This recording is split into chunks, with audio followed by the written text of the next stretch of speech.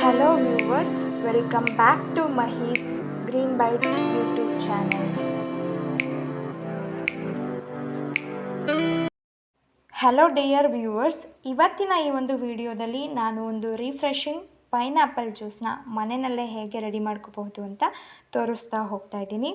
So ಈ ಪೈನಾಪಲ್ನ upper layer ಕ್ರೋನ್ ಇದೆಯಲ್ಲ, ಅದನ್ನು ನಾವು ಪುನರ್ಬಳಕೆ ಮಾಡ್ಕೋಬಹುದು. ಸೊ ಅದು ಹೇಗೆ ಅಂತೇಳಿ ನಾನು ನನ್ನ ನೆಕ್ಸ್ಟ್ ವಿಡಿಯೋದಲ್ಲಿ ಅದರ ಬಗ್ಗೆ ಮಾಹಿತಿ ನೀಡ್ತೀನಿ. So please stay tuned. ಈ ಪೈನಾಪಲ್ ಹಣ್ಣಾಗಿದೆಯೋ ಇಲ್ವೋ ಅಂತ ನಾವು ಈಸಿಯಾಗಿ ಹೇಗೆ ಐಡೆಂಟಿಫೈ ಮಾಡ್ಬೋದು ಅಂತಂದರೆ, ಸೊ ನಾನಿವಾಗ ಯೂಸ್ ಮಾಡ್ತಿರೋದು ಸ್ವಲ್ಪ ಯೆಲ್ಲೋಯಿಶ್ ಕಲರ್ ಇದೆ.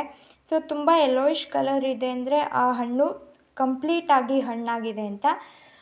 ಗ್ರೀನ್ ಕಲರ್ ಇತ್ತು ಅಂತಂದರೆ ಅದು ಇನ್ನು ಅನ್ರೈಪ್ಡ್ ಹಣ್ಣು ಅಂತ ನಾವು ಕನ್ಸಿಡರ್ ಮಾಡ್ಬೋದು. ಇದೊಂದು ಟಿಪ್ ನನಗೆ ಗೊತ್ತಿರೋದು, ನಾನು ನಿಮ್ಮ ಜೊತೆ ಕೂಡ ಶೇರ್ ಮಾಡ್ತಾ ಇದ್ದೀನಿ.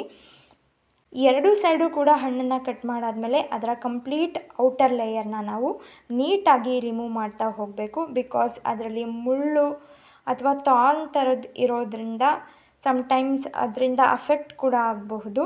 ಹಾಗಾಗಿ ನಾವು ಅದನ್ನು ನೀಟಾಗಿ ರಿಮೂವ್ ಮಾಡಬೇಕಾಗಿರೋದು ಕೂಡ ಇಂಪಾರ್ಟೆಂಟ್. ಈ ಫ್ರೂಟು ಎಲ್ಲರಿಗೂ ಕೂಡ ಇಷ್ಟ ಆಗೋ ಅಂಥದ್ದೇ. ಕೆಲವ್ರಿಗೆ ಹಣ್ಣನ್ನೇ ತಿನ್ನೋಕ್ಕೆ ಇಷ್ಟ ಆಗಬಹುದು, ಕೆಲವ್ರಿಗೆ ಜ್ಯೂಸ್ ಮಾಡಿ ಕುಡಿಯೋದ್ರಲ್ಲಿ ತುಂಬ ಖುಷಿ ಇರುತ್ತೆ.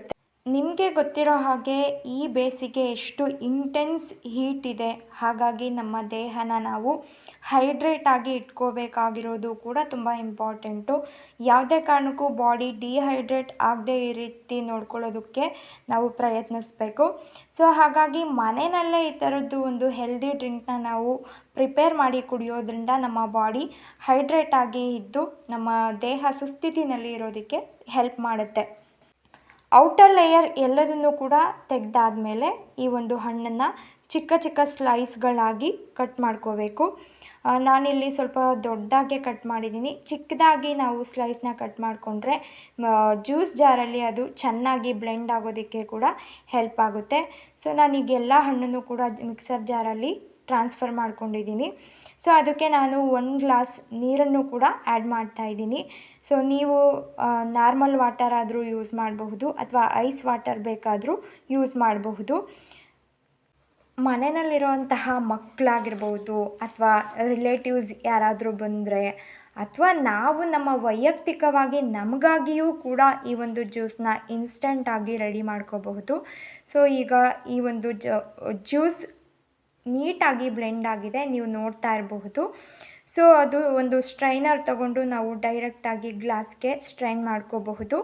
ಸೊ ಅದು ಅದರ ತಿರುಳು ತುಂಬ ತಿಕ್ ಆಗಿರೋದ್ರಿಂದ ಜ್ಯೂಸು ನೀಟಾಗಿ ಸ್ಟ್ರೈನ್ ಆಗೋದಕ್ಕೆ ಒಂದಷ್ಟು ಟೈಮ್ ತಗೊಳ್ಳುತ್ತೆ.